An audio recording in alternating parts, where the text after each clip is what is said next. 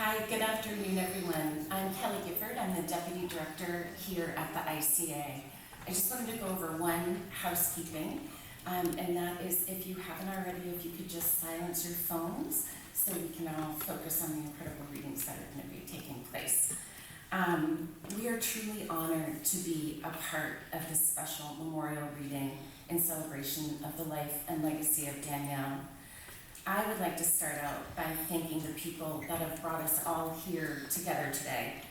Tom Laughlin, Martha Collins, Tom Johnston, and the entire Mayor's Office of Art and Culture, the New England Poetry Club, and Danielle's family. Thank you so much. Danielle was a deeply cherished member of the ICA family. Her presence, voice, and wisdom left an indelible mark on this institution. Danielle brought profound insight into the intersection of art, history, and humanity. Her work illuminated truths, sparked conversation, and encouraged reflection. Through her role on the ICA's Artist Advisory Council, she generously shared her knowledge and perspective, deepening our collective understanding of art and language. Danielle was an inspiration to all of us, and her unwavering belief in art as a catalyst for connection and transformation is something we will always carry with us. I would now like to introduce Kenny Mascari from the Mayor's Office of Arts and Culture. Thank you.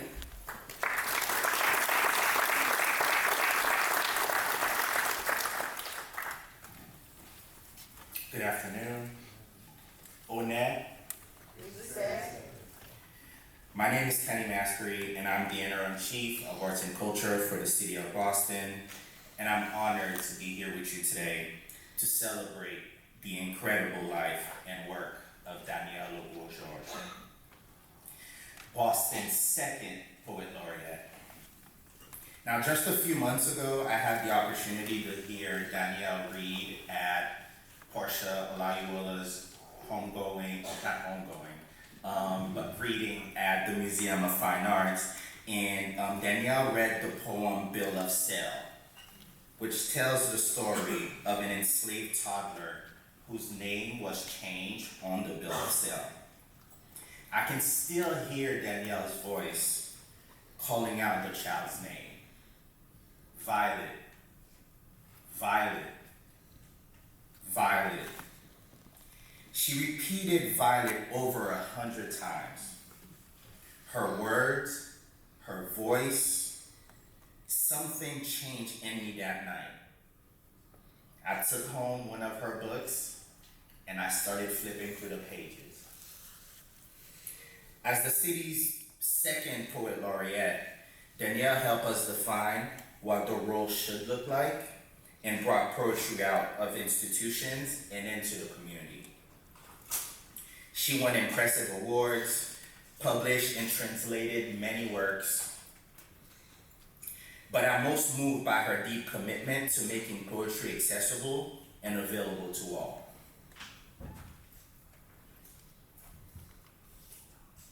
She worked with Mass Poetry and the MBTA to place poetry on the T, with Mass Poetry and the Mayor's Mural Crew on raining poetry to select poems and install them on sidewalks so that the poems appeared when it rained. She collaborated with other teaching artists to run workshops to help older adults find their own poetic voice. And this year, her words will be etched onto stones in Poppy Square for all to see.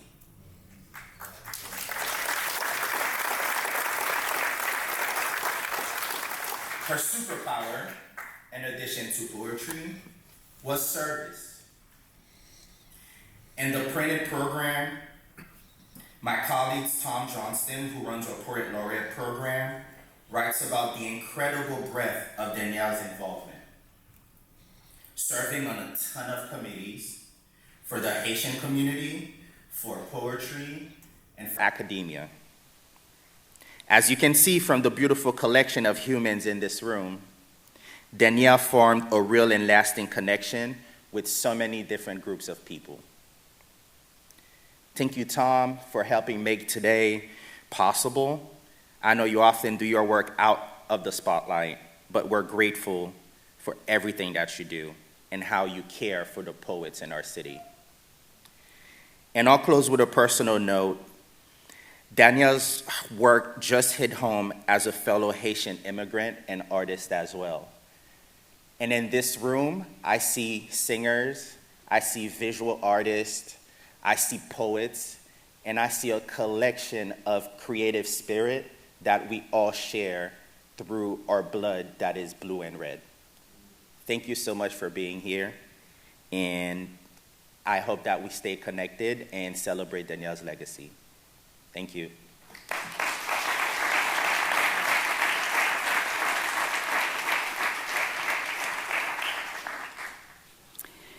I'm Mary Buchinger, and I'm reading what Martha Collins has written.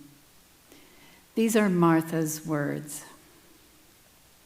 My remarks for today initially began with this sentence: I'm here as one of Danielle Legros Georges' many friends and colleagues to thank the many people who made this event possible. But of course, I'm not here. Just 24 hours ago, my partner came down with COVID. I could have read my remarks masked and kept my distance from everyone before. But distance is not what we need now. And I want to respect everyone's health. I'm deeply saddened not to be with you, working with Tom Johnston and Tom Laughlin on this event for the last several weeks has been deeply moving to me in a time when all of us continue to grieve the loss of our dear friend, Danielle Legros Georges. Thanks to Mary for reading my words, and to all of you for understanding. Now, my remarks as I wrote them. I'll begin with the Mayor's Office of Arts and Culture, our primary sponsor. And I'll begin there with Tom Johnston, officially Director of Partnerships and Events, and unofficially the director of this event. Tom is the person who has worked most tirelessly to make today possible. I'd also like to thank Morgan Clark, Bonnie Rosenbaum, Samantha Rose Hale, Kenny Mascari of the Mayor's Office, and for her recent work as Boston's third Poet Laureate, Portia Olaiwola, who will be our first reader. Thanks to the ICA, which has contributed this beautiful space, as well as its financial support and its staff, Jill Medvedow, Killy Gifford, and the two people who have worked and are working closely on the event itself, Ryan Arnett and Rebecca O'Brien Panny. Thanks to the New England Poetry Club for its financial support, and its president Stephen Rettiner, and to 4 of our readers who worked closely with Danielle when she was on the club's board. Thanks to the Grolier Poetry Bookshop and to its manager, James Frazier, who is selling all of Danielle's books today at the table to my left, including the chapbook, which his own press just published. Thanks to Janie Touch, who designed the program that you're holding, and to Cliff Notes of Hip Story, who is responsible for live streaming and recording and the coordination of video and audio. To Andy Jago Linzer of Linzer Productions for video production assistance and for the beautiful posters around us, each featuring the cover and poem from one of Danielle's books. To Ali Schmaling, our photographer. And thanks finally to our readers, listed in the program in the order in which they'll read. Many of them worked with Danielle in the sponsoring and partnering groups listed on page 3 and described on page 7 of your program. 4 of them are publishers of her books, and one was her co-editor for another book. A few of them have come from afar, and a few of them were, like me, just close friends.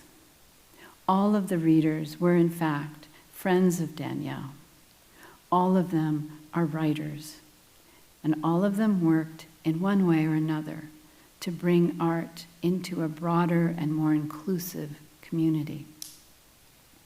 I should mention that Tisa Bryant had to cancel her attendance and reading at the last minute, but is surely with us in spirit. A final word of thanks to the last of the readers. I began these remarks by thanking Tom Johnston.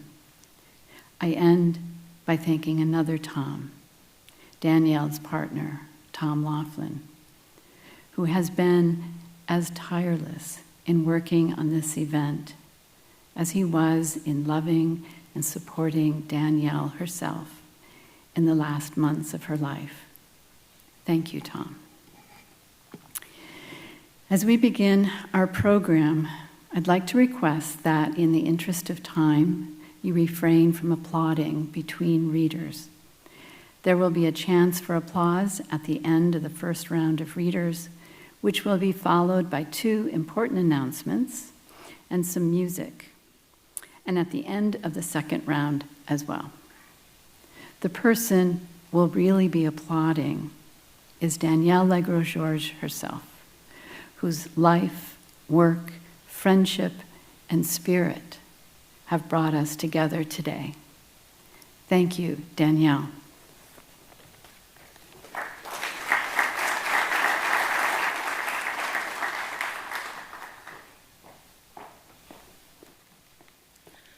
Good afternoon, everybody.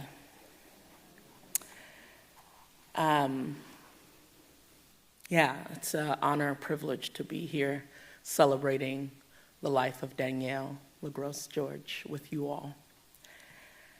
The poet Phyllis Wheatley Peters of Boston, by way of slave ship, by way of Gambia, wrote a lot of elegies. One to, I believe, a 5-year-old girl has the line, "By what sweet name and what tuneful sound will thou be praised?" And I am so, again, honored, privileged to be in this room with y'all, celebrating the life of Danielle.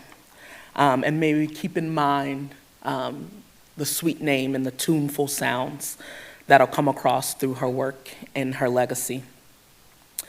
I want to tell you about the time when I was first named laureate, and Danielle took me out to dinner to the most bourgeoisie, glorious spot ever. And the piece of advice that she gave me was, don't let them take everything from you. And say no. And I just thought she is the most graceful, poised, defiant revolutionary I've ever witnessed in my life. This poem is one of my favorite poems from that poet. It is poem as a bill of sale and sight of fury and sorrow. Bill of sale for enslaved 2-year-old girl Violet. Name crossed out and changed to Nancy. Know all men by these presents that I, William Wilson of Concord in the county of Middlesex of New England, for the sum of 30 pounds to me, secured and paid by Sarah Melvin of said Concord, widow, do hereby fully and absolutely sell, grant, convey, and pass over to said Sarah Melvin, her heirs, and assigns for her a certain Negro girl, being a slave about 2 years of age, called Nancy, to be her heirs, and assigns for her in their use and service during the said Negro girl's natural life. Hereby for myself, use and service, except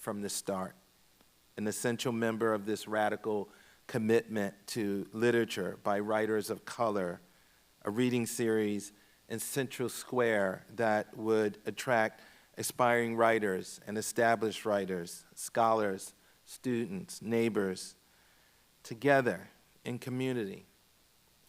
It was a revolution that rippled out into other literary activism in the country and radicalized American literature so that it reflected the plurality and promise of our democracy.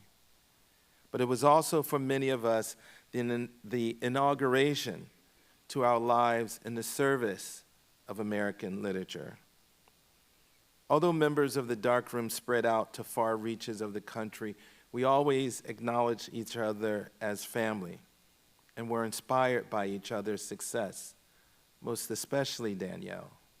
I remember holding for the first time her book, Maroon, a phenomenal achievement. I remember her announcement as Poet Laureate. We were proud. The Darkroom Collective could only have happened here in Boston, Cambridge in the 80s. There's a vital connection between its history and the city. Danielle, in my opinion, was an artist through and through and through, with a kind and revolutionary spirit that encompassed the full width of her intellect and humanity. She was among the best of us, fierce, curious, and joyful. Today, I read her poem in the spirit and history of the Darkroom Collective and all the revolutions that happened afterwards. In this poem, do not use the word revolution. Use instead a slow swelling of light that begins at a beginning when the scar giver forges the scar and forgets. And the bearer remembers indelibly the mark on the body, recalls how a mark can be made on a body. In the ear, a clear consciousness whispered. Use instead reply, because peace is a place free of trouble, a blue firmament, a gold sun that reaches the skin. Use instead the equalization of all suns, the standing next to, the standing for, rotation, and the equilibrium of stars. Objects held together by their own gravity. Gravity is the flame of dissonance, is the mind honed with the vision of its unity. Grave is the fist raised of the body.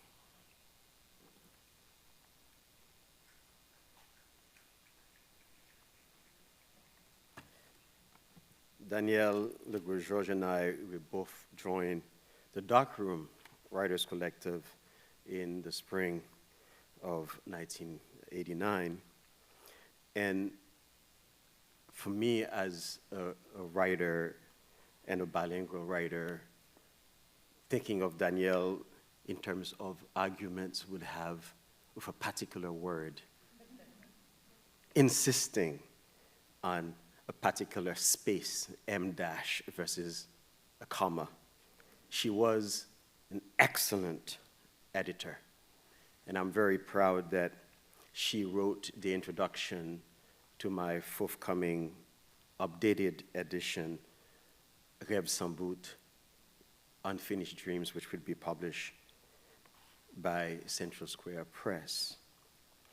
And in the Darkroom, as well as the Langston Hughes Legacy, where we would meet going over our works. And I remember the first time Danielle, which is in her latest book, wrote some of the poems with the longest lines. And we clapped, we were happy, because Danielle is such a clipped voice writer. When we saw those long lines, we're like, oh my God, it was a revolution. I'm also happy that in the anthology Cities of Motion, she invited me because I'd written a few poems about Boston featured in that work. So she was always in terms of collaborations, and I've known her for over 40 years. Praise song for Boston. Begin with the Massachusetts, setting nets in the harbor of Boston. Before it was Boston Harbor, Conehassett, place of clear water, and arrived at my door. I, immigrant, like so many settlers, nestle in your arms, write this poem to you, Boston. If I write Tremont, it is for your hills, some still standing, others raised. The land changed, as lands are, as time passes, and yet history is yours, Boston. The good and the bad of it, the inarticulated and the often stated. A Puritan's beacon, Whitley's pen, Winthrop's city upon a hill, Walker's appeal to the colored citizen of the world. The vision and grandeur that are gardeners. The world's loss to the gray and blue Atlantic.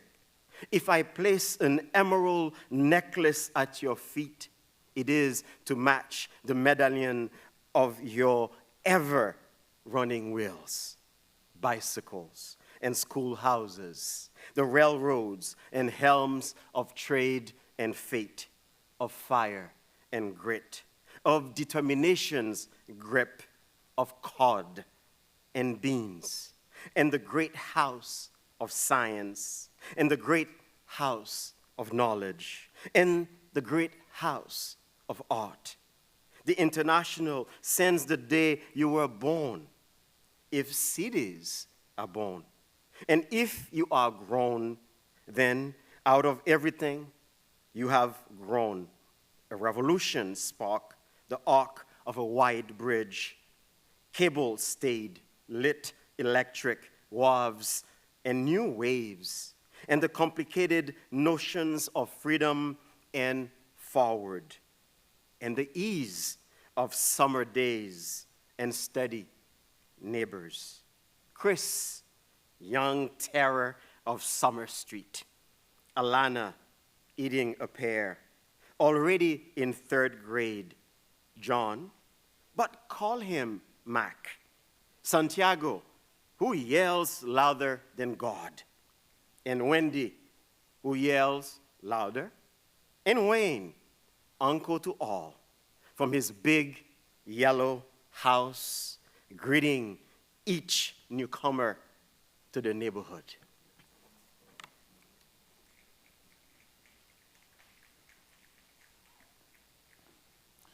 Hi, I'm Gavin Moses, founder of Langston's Legacy Poetry Collective, along with Florence Ladd. Our group was formed at Harvard Smith Center in the spring of 2019, pre-COVID. And Danielle joined our group. Our group consisted of Florence Ladd, Patrick Sylvain, Joshua Bennett, Andrea Bossi, and Latasha Diggs. Danielle was a vital part of our group. She was prolific, she was funny, she had style, and she knew how to put things together. In our group, she would always listen to all the critiques, and then at the end, she'd give an outside angle, which was always appreciated. She was encouraging, and she told me that she was always looking for a group like this. And so we were very proud to have her in our group. And this afternoon, I'll be reading one of her poems called Carved Ivory Head of a Woman. This is one of many poems that she wrote in our group, and they're also in her book, 3 Leaves, 3 Roots.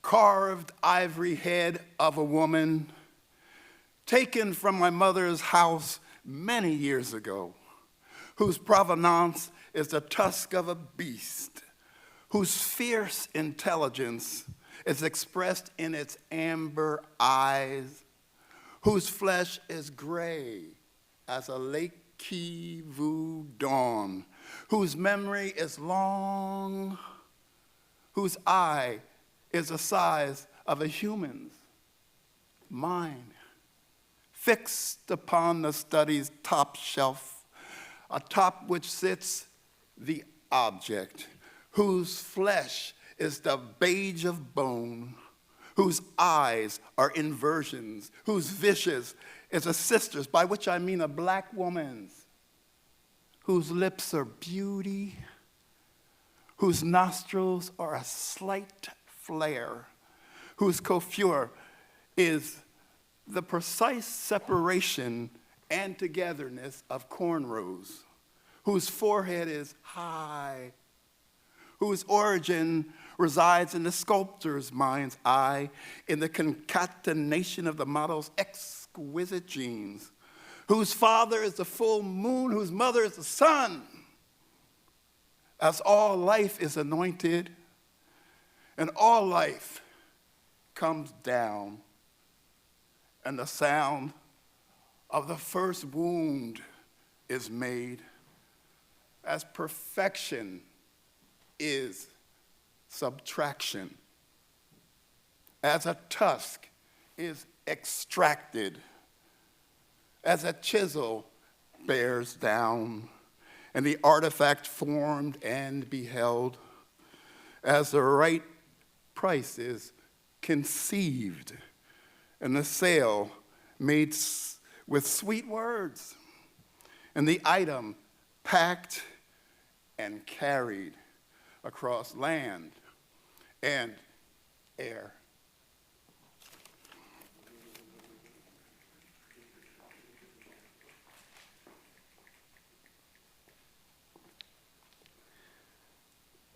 Danielle couldn't stand me when we first met.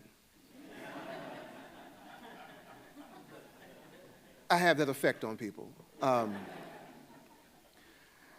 And then somehow we got cool. Cool enough to love arguing with each other a lot. Who's argued with Danielle? Let me see armpits. Okay, look around, people. Okay, who walked away better from those arguments, right? It was a thing of iron sharpening iron. It was a thing of her bringing you to the next space in which you could be better than where she found you.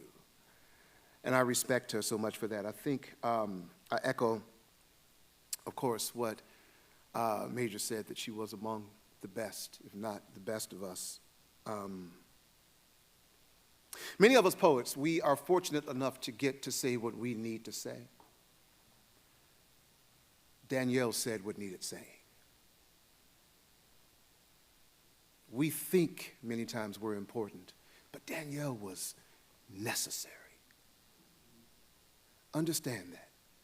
Necessary. She was needed. She's a person of wisdom, easy grace, fierce erudition, and, as you said, Gavin, humor. She could tolerate whether you were ribald or whether you were irreverent. I happen to be both. So I really taxed her. She read a piece about a creature, connecting it to a boxer, Jack Johnson. It's a strange piece. And I loved it for its strangeness. And Danielle had a way of digging into the strange and bringing that out to show us ourselves. This creature she spoke about, I had seen as a child from the Chicago Shed Aquarium when I was in grade school. And Danielle brought that creature back to me in a way that I'd never thought.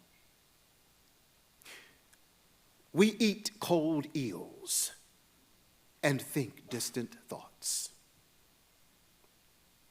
We eat cold eels and think distant thoughts, said American boxer Jack Johnson, glistening like a fish, to the newsman who asked him why white women were drawn to black men like him. is it like to eat cold eels and think distant thoughts? What is it like to be a black man who eats cold eels and thinks distant thoughts? What is it like to be a black man who eats cold eels, who thinks to say, we eat cold eels and think distant thoughts? To a white reporter in the early 1900s America who wishes to reduce him to meat, to red, to sexual.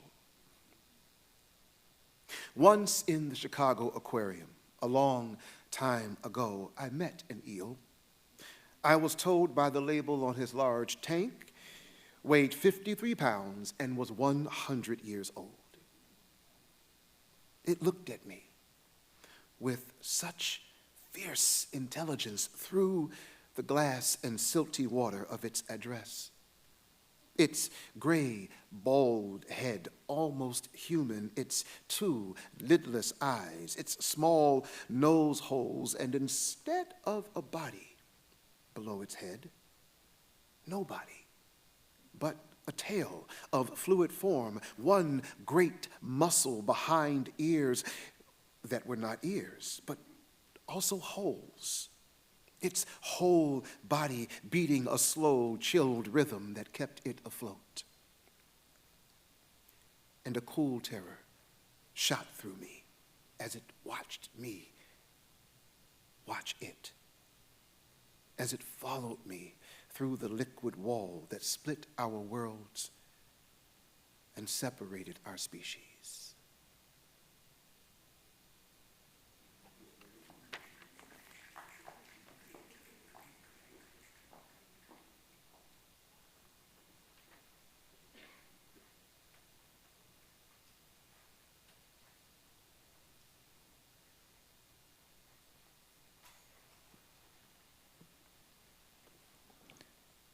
Trois feuilles,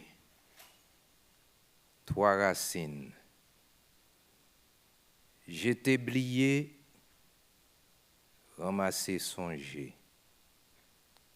Trois feuilles, trois racines, j'étais blié, ramassé, songé. Moi gen bassin moi, trois feuilles tombées là-dedans. J'étais blié, ramassé, songé. And here is Danielle's translation of this traditional song of home. And that is also the title of one of her last books. For us Haitians and friends of Haitians who know about the Haitian culture of some of our traditional songs, this title wasn't chosen by accident, and it is a proof of the work of Danielle about home. I see all of us here today for a celebration, missing her. But Haiti has lost most in Danielle's departure. Her voice is needed more now for the sake of the country. Her writing speaks of home, the condition of home. And I read you her translation of this song. That is the title of her book, Trois feuilles, trois racines. 3 leaves, 3 roots. Oh. Cast them off and forget. We claim them and remember. I have my basin here. 3 leaves fall into it. Cast them off and forget. We claim them and remember.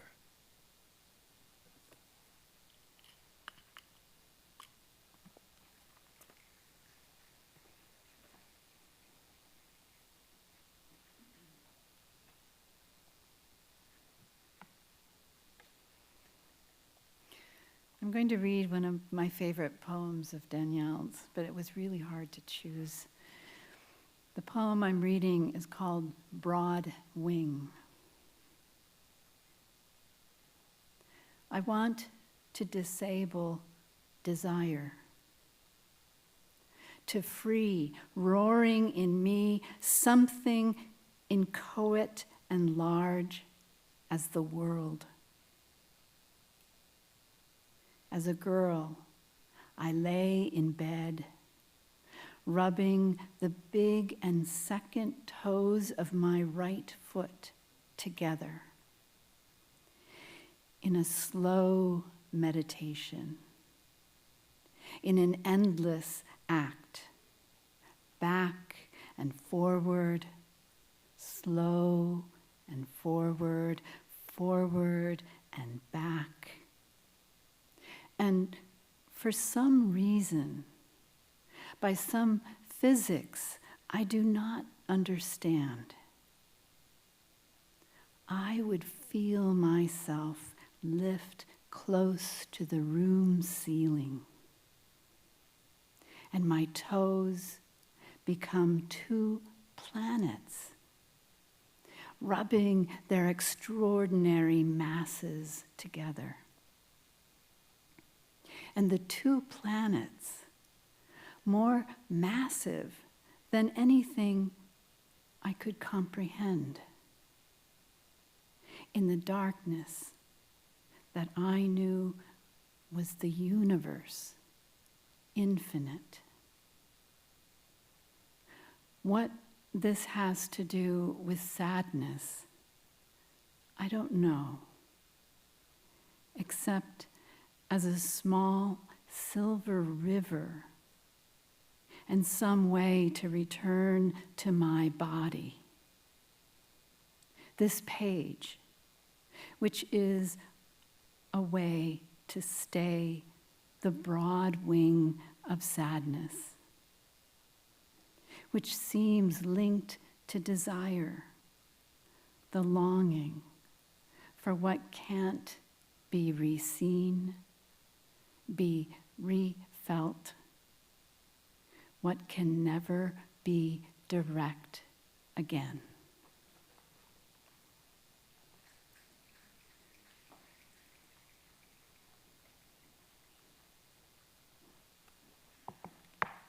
I'll be reading from 3 Leaves, 3 Roots to Tintin books. Who does not love Tintin? Boy reporter, not knowing I too am the native coming with a saw to saw off the tail of Milou, the talking dog, en route to the Congo. Who dives into the water off the ship on those watercolor pages, the jade blue. Next page, I am in the crowd of natives, wearing one boot and one shoe by the rickety railroad, to greet the great Tintin, a boy, a god. I am Tintin, boy god, who takes on the roaring lion, who takes on a tribe of Africans, who vanquishes the evil medicine man, returning triumphant. Pith helmet, uniform of khakis. The pages almost turned themselves. Tintin, boy reporter on assignment. What is the lesson? What is the lesson? And what is the lesson in Creole where Tintin means junk?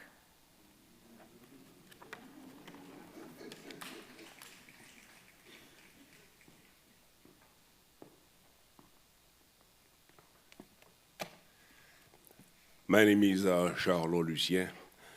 On behalf of the Haitian Artists Assembly of Massachusetts and the Toussaint Louverture Cultural Center, I had the chance to maybe have the last reading with Danielle Georges on January 29th for the release of 3 Roots, 3 Leaves, which I saw as Haiti, Congo, and the US, 3 Roots.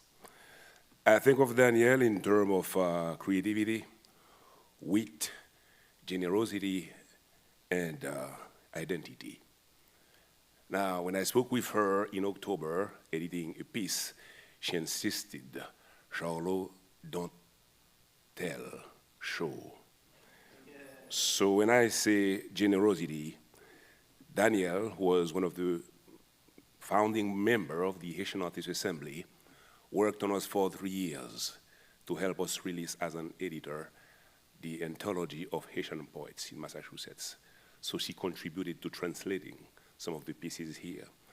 When I say generosity, that's Danielle Georges working with her uncle, the great Haitian storyteller Jean-Claude Martineau, to help translate some of her poems. Danielle Georges pulling the artworks of Desilien and writing a poem just by looking at this Haitian man dragging a cart, which he claimed he was dragging the whole mountains of Haiti. And I think of generosity when Danielle, by translating Ida Foubert, helped bring to the public French version of translating Haitian poetry to others. So I'll be reading a Dominican poem, a stateless poem, which again speaks to Danielle expanding her views to anyone who shares the same values. A Dominican poem. If you are born and you are stateless, if you are born and you are homeless, if your state and home are not yours, and yet everything you know, what are you? Who are you? And who am I without the dark fields I walk upon, the streets I know, the blue corners I call mine, the ones you call yours? Who am I? Who am I to call myself citizen and human and free? And who are you to call yourself landed and grounded and free? And who's judge enough? Who citizen enough? And who native? Who other? And who are we who move so freely without accent of identification, without skin of identification, with all manner of identification, with gold seals of approval, with stamps of good fortune, with the accident of blameless birth?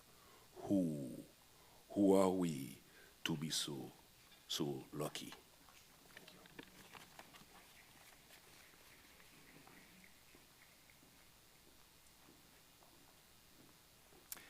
And now we have two important announcements. The first from Marcel Crespo, who is the Educational and Cultural Project Manager for the Consulate General of France in Boston.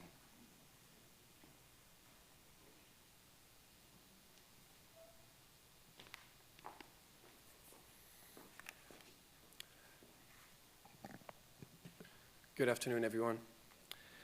It is a privilege to be here today to celebrate the life that enriched us all, one marked by creativity, intellectual rigor, boundless generosity, and a profound commitment to justice and beauty. I stand before you today as both an admirer of Danielle Legros Georges' work and someone who had the privilege of working alongside her. My name is Marcel Crespo, and I am here on behalf of the Consulate General of France to share that Danielle Legros Georges was named Chevalier de l'Ordre des Arts et des Lettres, a Knight in the Order of the Arts and Letters by the French Republic, in recognition of her extraordinary contributions to the arts and culture.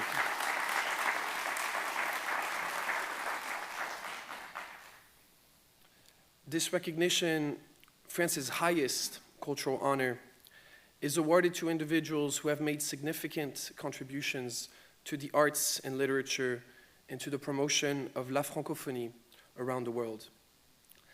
Danielle Legros Georges embodied the very spirit of this distinction with brilliance, with depth, and with unwavering purpose.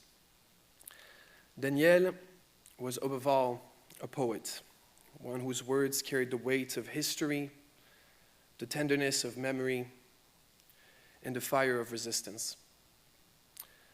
Her poetry gave voice to silenced legacies, to diasporic stories, and to the complexities of belonging. Her command of language, whether in English, French, or Haitian Creole, was luminous and precise. Her voice, unmistakable. Her devotion to the preservation and promotion of Haitian, Francophone, and Creole literature cannot be overstated. She worked tirelessly to ensure that Haitian and Caribbean authors, particularly women, were translated, read, and understood in the Anglophone world.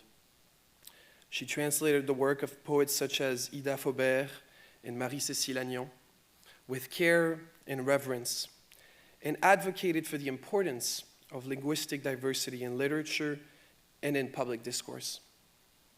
At conferences, in classrooms, and in print, she reminded us that language is a bridge and never a barrier. Danielle's life and work modeled how art and activism, scholarship and community engagement can all live together. She was not only a writer of the world before the world.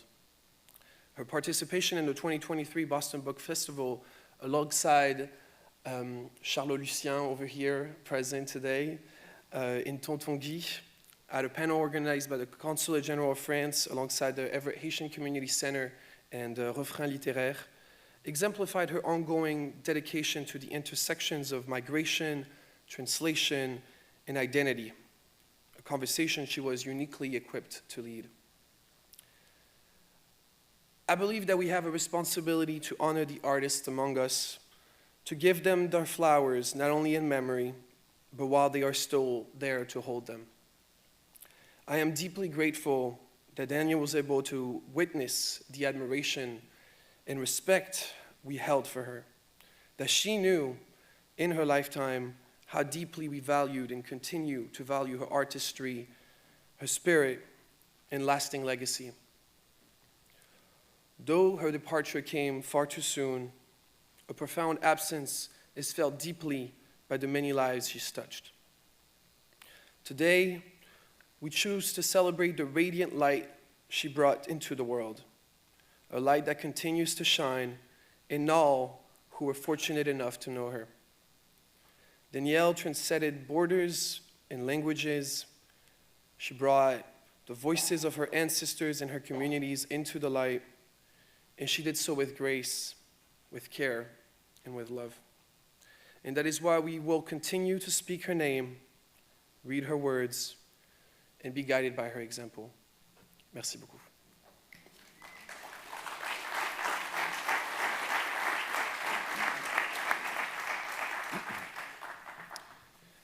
And now a couple of announcements from Danielle's brother and my dear brother, Gerard George.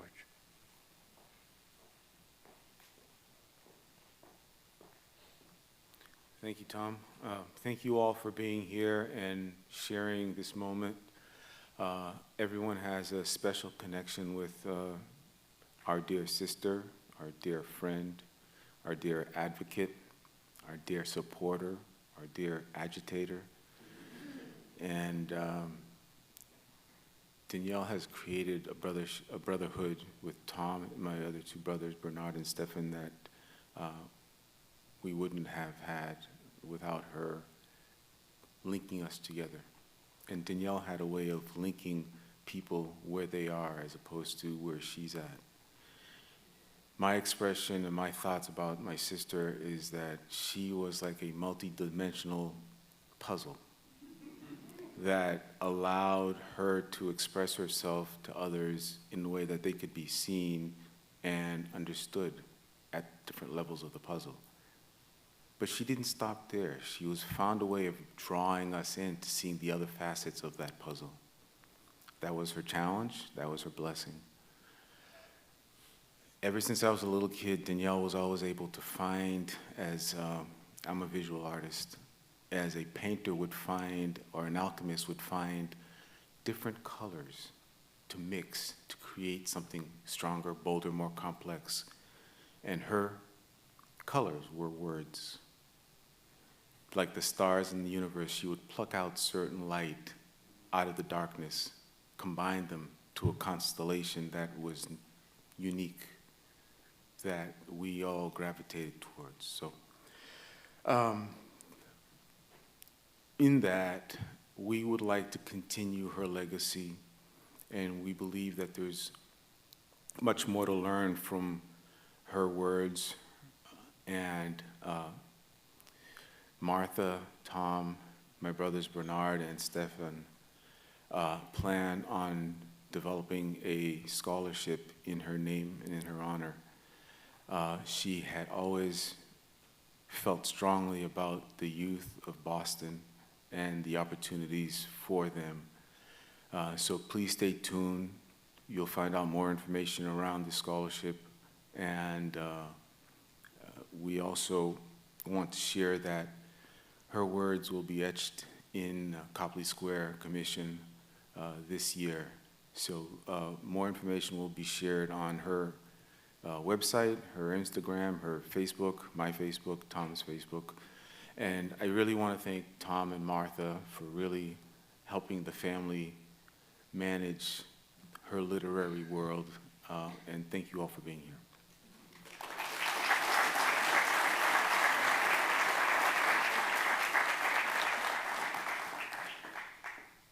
And now we have the pleasure of an angel Boston singer, Rebecca Zama, who will sing Toi Fais, Toi Racine, who what we heard from read by Jean Denis. So, all yours. Toi feuille, toi racine, je t'ai oublié, ramassé, songé. Toi feuille, toi racine, je t'ai oublié, ramassé, songé. Moi gagné, passé moi, toi feuille, tombé là-dedans. Je t'ai oublié, ramassé, songé. Moi gagné, passé moi, toi feuille, tombé là-dedans. Je t'ai oublié, ramassé, songé. Toi feuille, toi racine, je t'ai oublié, ramassé, songé. Toi feuille, toi racine, je t'ai oublié, ramassé, songé. Toi feuille, toi racine, je t'ai oublié, ramassé, songé.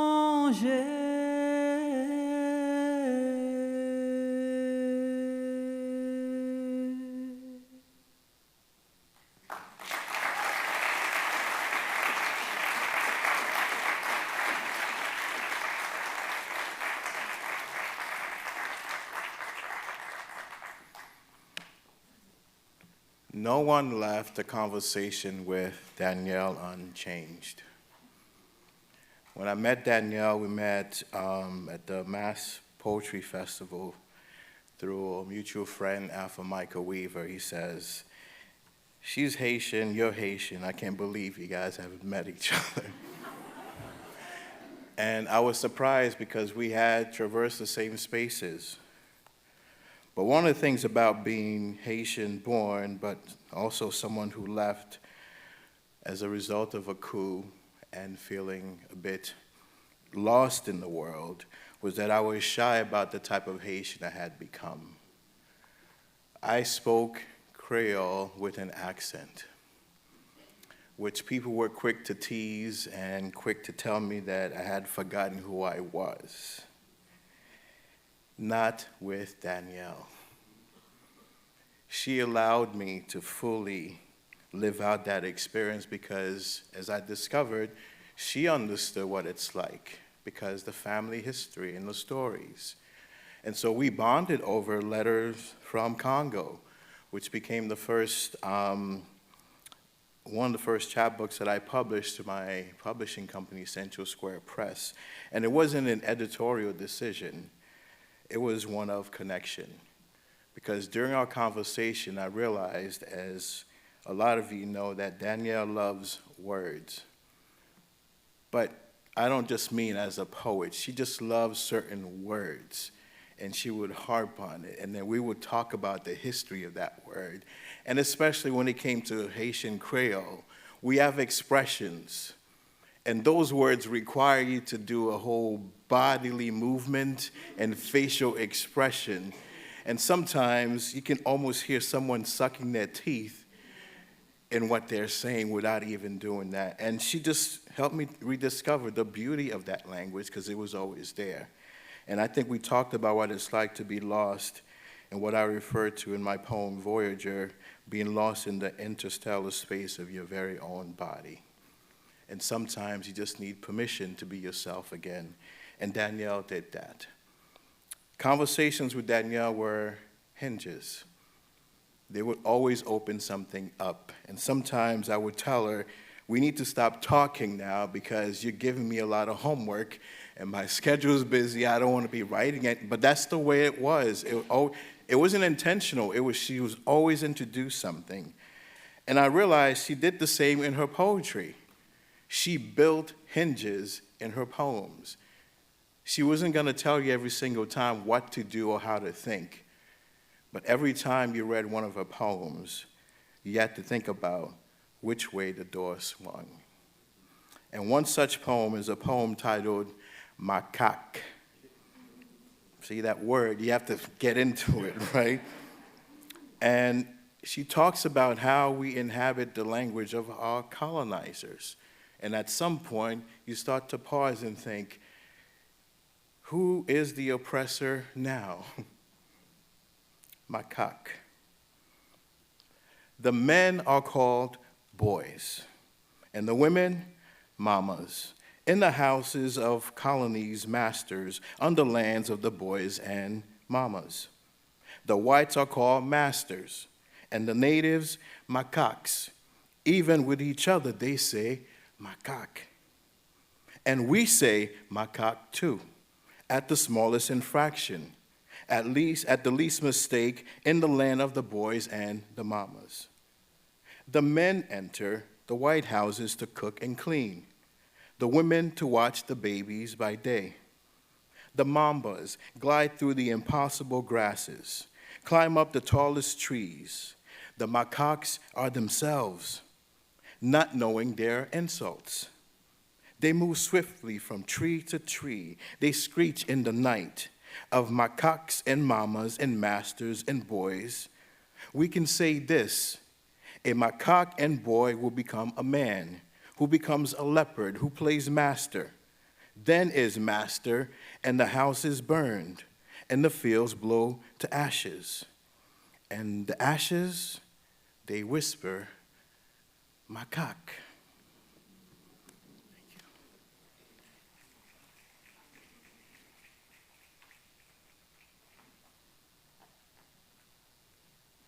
Hello. I published Danielle's translations of Ida Faubert. I heard her read from her translations many times before we began working on it as a project. And she delighted in, if there were some melodrama in one of the poems, she delighted in ending it by doing a little flourish to let you know that, it's just art. I don't know what, but it was very funny to see. This poem is titled When You Are Told. When you are told that I went softly one night into the unknown, that a wild desire came over me to see you and be consoled. When you are told that my tender heart gave way to too much pain, that my passion is utterly gone, that I sank into great silence. When you are told that my veiled eyes in an empty room sought you out in vain, that for you I spoke desperate words, with time passing too quickly. When you're told that you're alone, that I've gone beyond these shores, far from hot suns, that a cold shroud now covers all our old dreams, pain will trouble your spirit. You'll lament the love I take with me, but regrets will come too late when you're told why I've died.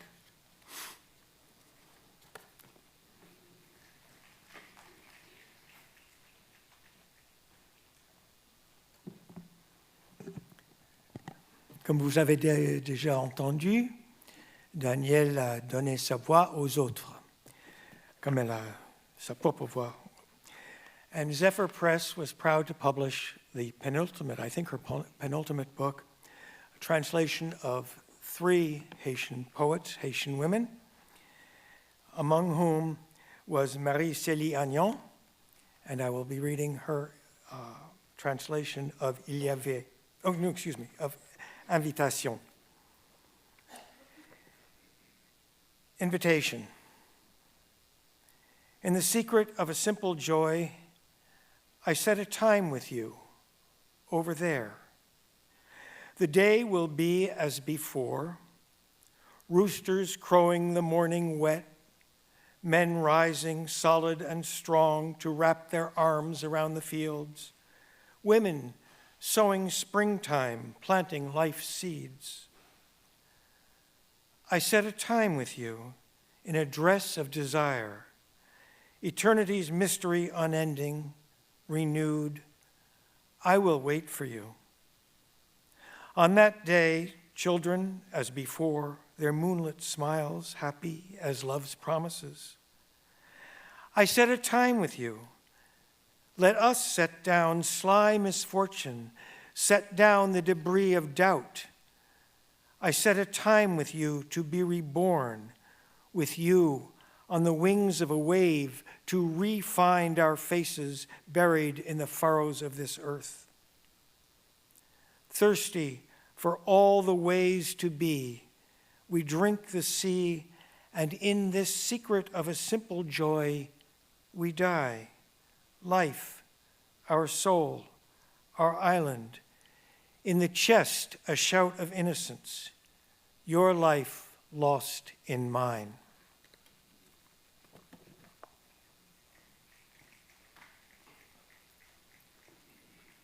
With my wife Bella and our intern Annalisa, I'm here representing the Grolier Poetry Bookshop, a place where Danielle had a long history. I'm also here because Bella and I had the honor of working with Danielle on her forthcoming chapbook, which we are launching at the main branch of the Boston Public Library on June 10th at 6 p.m. This is a poem from that collection. The suit of Elizabeth Freeman begins standing in service, all ears, as if she had none, waiting the well-set table, the colonel proclaiming mankind and a state of nature are equal, free and independent. And why not me, standing here, as if I have no ideas, no wit, no friends among men who can make out word from fact? Am I not equal? Am I not able to catch these gists when all the drafts of freedom are setting the colonies aflame? Who says I can't walk up to the lawyer and say, it seems to me that this applies to me?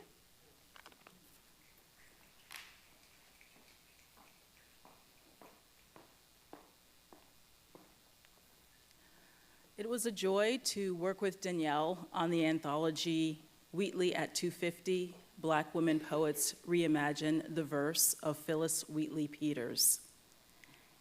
And it's an honor to read her poetic contribution to the anthology. On being brought from Africa to America, a re-inscription. It was mercy indeed who carried me from what was deemed my pagan land. Mercy, you showed my soul to me, taught me to understand that God exists, that something greater exists too. Now, mercy, who knew what you and I knew? Some say and see the dark as dead, as colored by a naught and dread. I say, I name us fully: Cain, daughters exiled, sons of rain. In us the flood, the moon and tides, horizons, uncut shores and lines and more. The rays and versed libations to the waiting sun.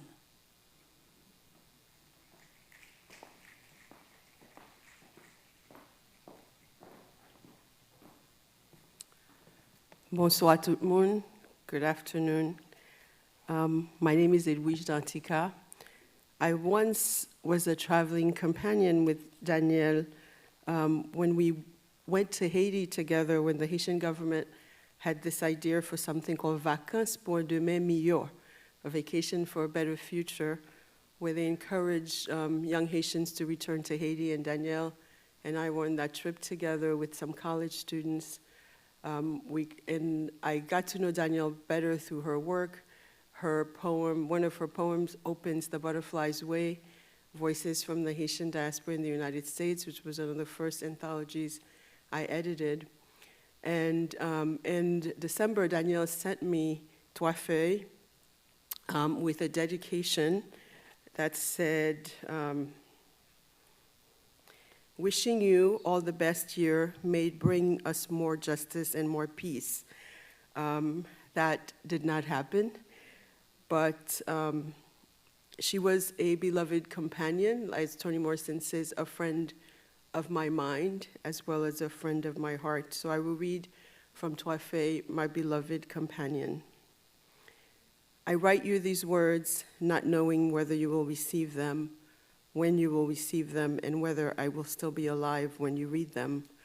Opening the letter, know itself to be a vision, a key proper to the dark lock, and behind the door, a plane of light muted as a savannah's revelation of a woman walking fringed by children, hers, his, a nation's, the writer formed by the ink of self-determination, a border promise, what we wanted for our country, its right to an honorable life, to perfect dignity, to independence with no restrictions.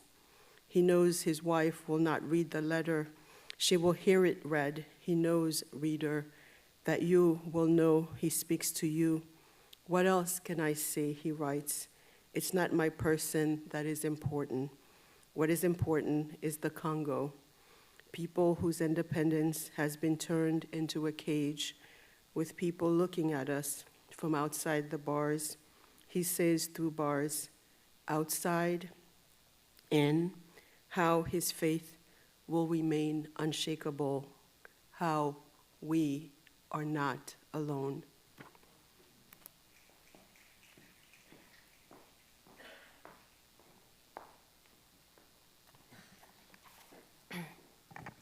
I'm Kathleen Aguero. It's a great honor to be here and to be counted among Danielle's friends. So much has been said about her, it's hard to know what to add. She had a singular poetic voice and a singular presence, which drew everyone to her. Danielle and I collaborated on a number of projects, which with Danielle always felt much more like adventures than projects. She had a real gift for friendship, as well as for poetry. I think she made anyone she counted as her friend feel like a special friend. she was full of joy. And I think what I would like to take with me, one of the things I want to take with me from knowing Danielle is that sense of joy, which is a species of courage. She was very courageous.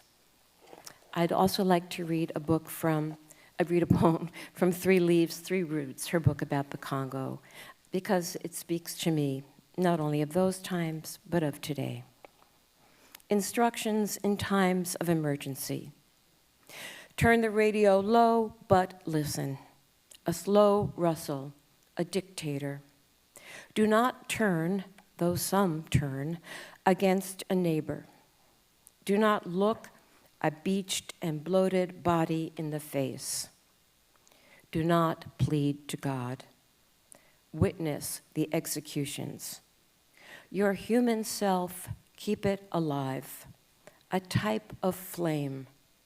Your lizard self, your toughest skin, wear it. Shut your door against the night. Keep your door shut against the creeping night.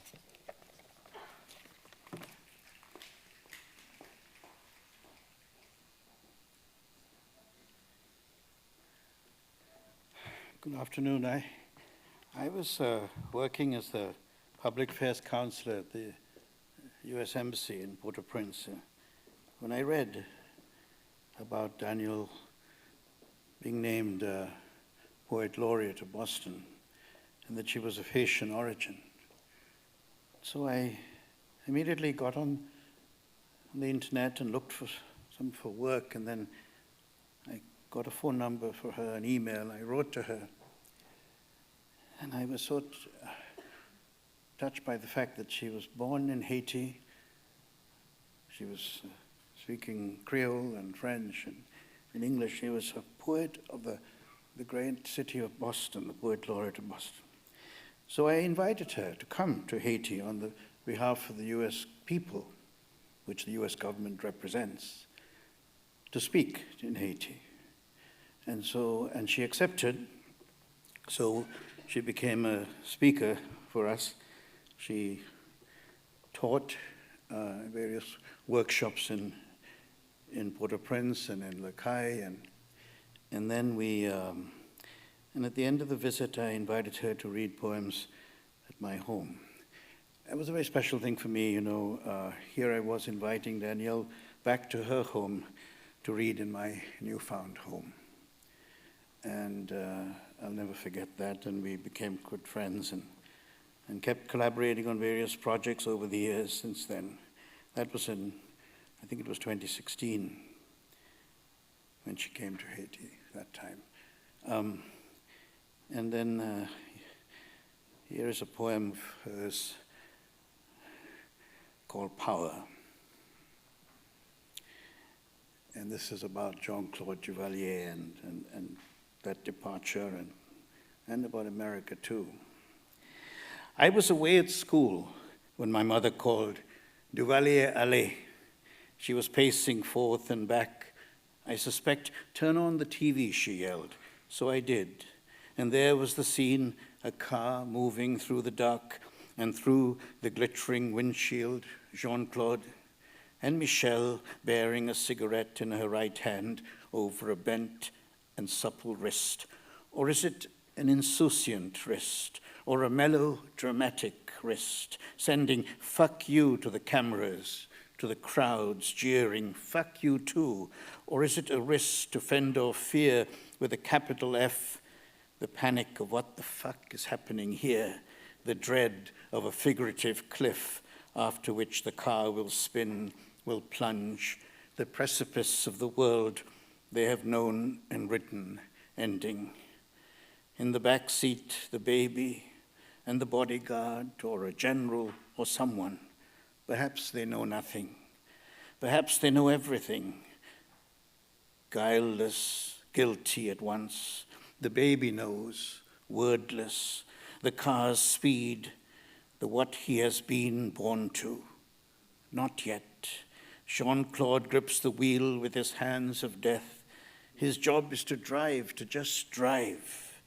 An American plane awaits them. It is always an American plane to take them from the heat of their making, of the Americans' making. A cigarette burns in the closed car, outside the purple pre-dawn gone, the furs and tropical fridges for them, gone the electricity for green aquariums, gone the golden gowns, the turbans, the flight from Port-au-Prince to Paris, the water bending on the plane, beading on the plane window, the water being swept away by the wind. Thank you, Danielle. Thank you.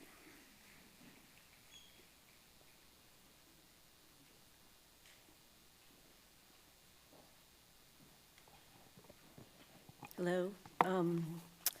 I'm honored to be included. I'm honored to be a friend of Danielle's, a close friend for the past 10 or so years, and humbled, always humbled by Danielle because she was so extraordinary. I chose a poem that's the last poem in the Dear Remote Nearness of You for several reasons. One, because it brings back the buoyancy and exuberance of Danielle, and also because her love of playing with words is ever present in this poem. It's called Pleasant Street Spring. With spring on my back, around my neck, with the clock turned forward into break-in, open slowly onto muted skyscape, into dusk flight, dogwood, dangerously careening, blossom, flesh flare of leg on sidewalk walking, into fern, green stone, grass, tree, one more word, and I will be swimming in a garden. And now, verdigris. There it is. What to say, but give me the world, wonder too, force me a line, force me in line with what's around me off this page, drop the space between this and there. There.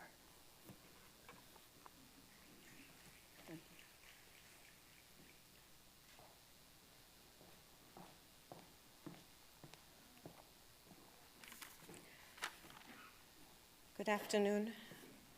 I'm really happy to be here, although honestly, this is hard. But I'm so grateful to be here to celebrate my friend Danielle, her words. What is water? What is water but rain, but cloud, but river, but ocean, but ice, but tear? What is tear but torn? What is worn as skin, in as out? Exodus.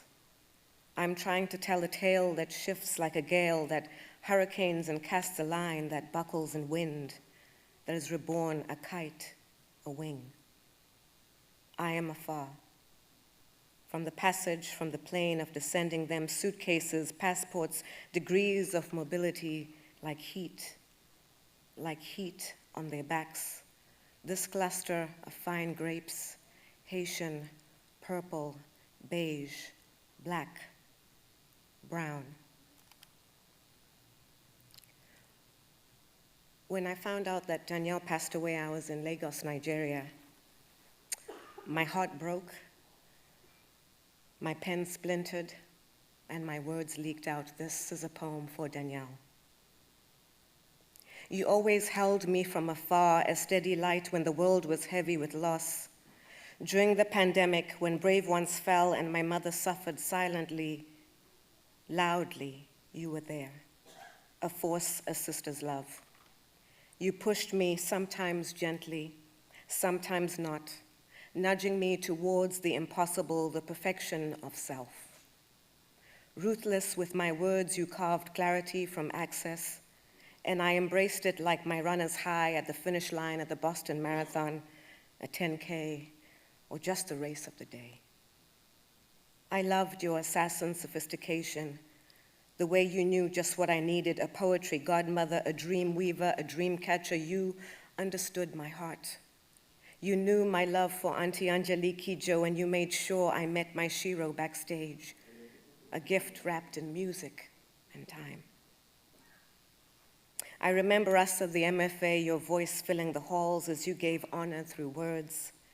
And at my birthdays, how you danced, laughing, embracing, bringing together strangers and friends. Endless invitations to readings, to gardens, to libraries, to parks, to spaces where words breathed.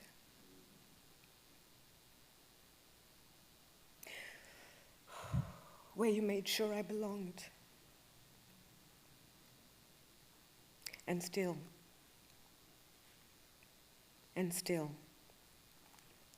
you hold me from afar. Andimbo kanganwi shamwari yangu, andimbo kukanganwi shamwari, andimbo kanganwi shamwari yangu, andimbo kanganwi.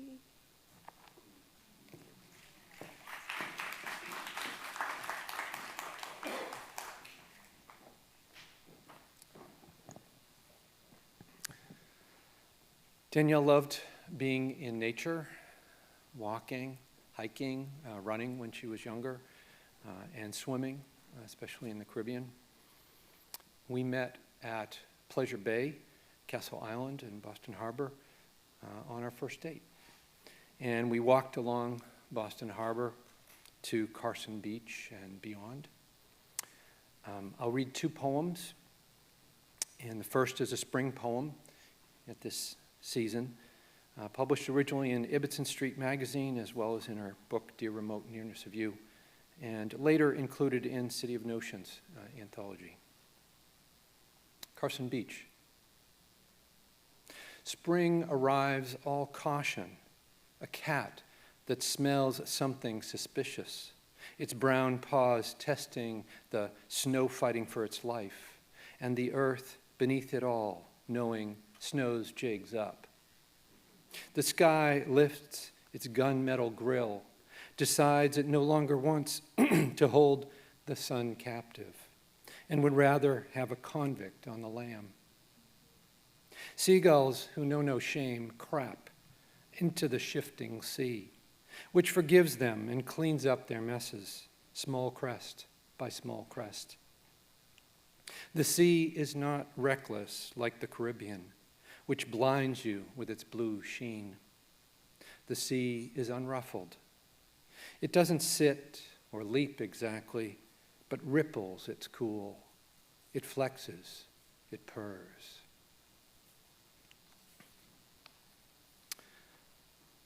Summer was Danielle's favorite season, and the Caribbean held a central place in her heart. We were lucky enough to spend time in the Caribbean together 3 times and to swim in the waters that she loved.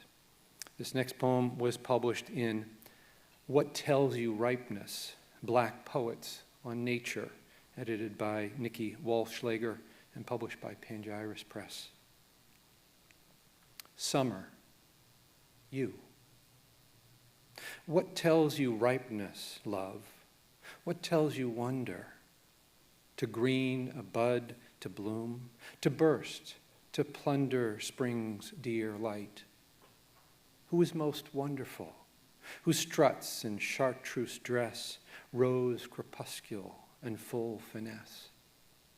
Who shakes you low and shakes you high with bright fruit, fan, and mango husk? Whose orange is as orange does and targulily stars the light? Whose grace espouses heft and hue? Who does things better? Summer, you.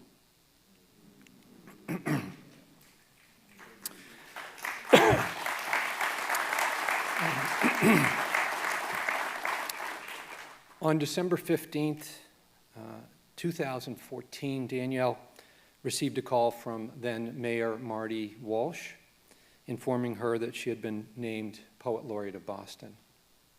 In that same call, he also informed her that he was planning to hold the first ever State of the City address to discuss the city of Boston's successes in his first year as mayor, as well as its needs for improvement in regard to education, housing, and diversity.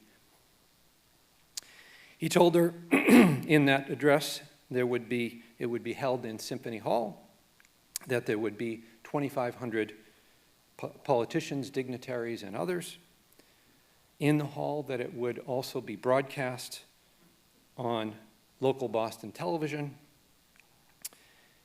and that it would be held in less than a month on January 11, 2015. And he said, and by the way, you're the new Poet Laureate of Boston, so your first assignment is to write a poem to begin those festivities.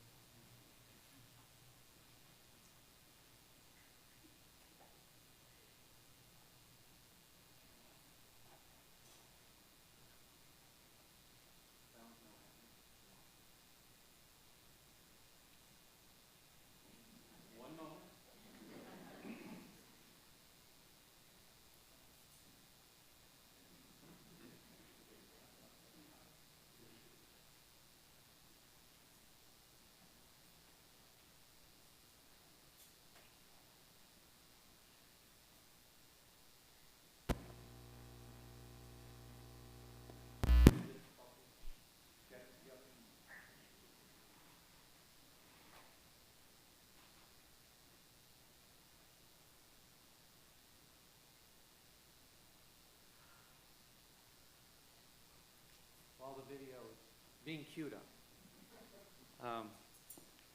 I want to say thanks to all our readers, presenters, our singer.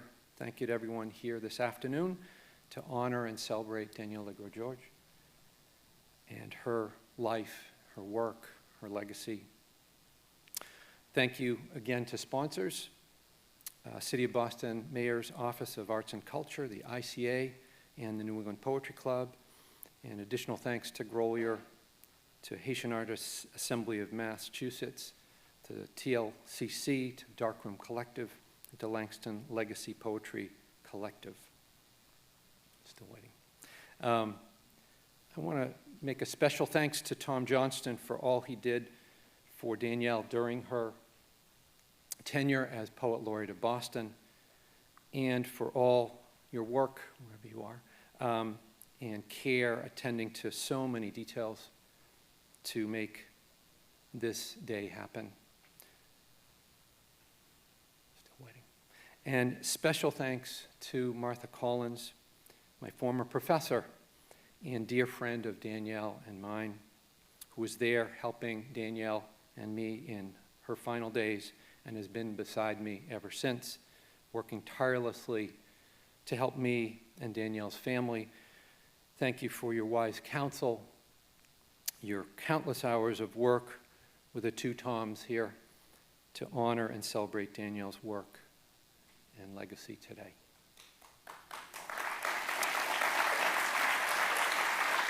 There we go.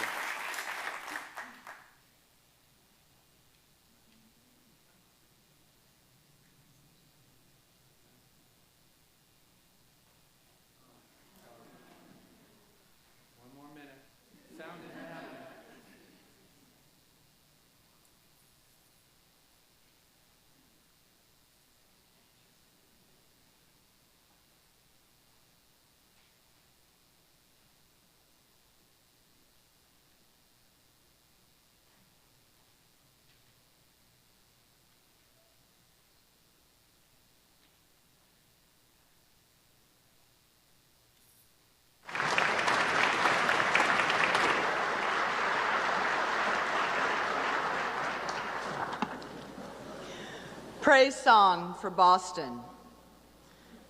This poem is indebted to the work of historian Robert J. Allison. Begin with the Massachusetts, setting intricate nets in the harbor of Boston before it was Boston. Cohasset, place of clear water, and arrive at my door. I, immigrant, like so many settlers, nestled in your arms, write this poem to you, Boston. If I write Tremount, it's for your hills, some still standing, others raised, the land changed, as lands are, as time passes. And yet history is yours, Boston, the good and bad of it, the inarticulated and the often stated, a Puritan's beacon, Wheatley's pen, Winthrop's city upon a hill, Walker's appeal to the colored citizens of the world, the vision and grandeur that are gardeners, and the words lost to the gray and blue Atlantic. If I place an emerald necklace at your feet, it is to match the medallions of your ever-turning wheels, your bicycles and school buses, your railroads and helms of trade and fate, of fire and grit, of determination's grip, of cod and beans, your wheels in the great house of science and the great house of knowledge and the great house of art. International, since the day you were born, if cities are born. And if you are grown, then out of everything you have grown, a revolution's spark, the arc of a wide bridge, cables stayed, lit electric. You have grown out of wharves and new waves, and the complicated notions of freedom and forward, and the ease of summer days and sturdy neighbors. Chris, young terror of Sumner Street. Alana, eating a pear and already in 3rd grade. John, but we call him Mac. Santiago, who yells louder than God, and Wendy, who yells even louder. And Wayne, uncle to all, from his big yellow house, greeting each newcomer to the neighborhood. Welcome to the street, he says. Welcome. Thank you.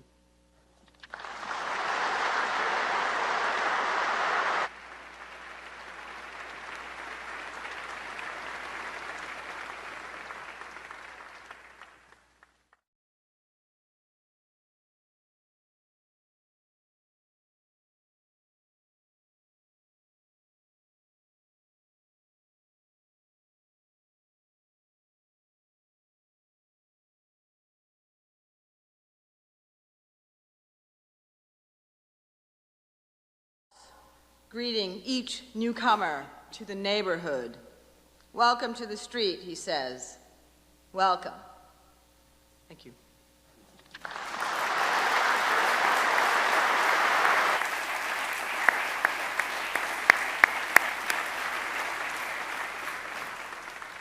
Thank you all, and maybe a big round of applause for everyone's amazing work today.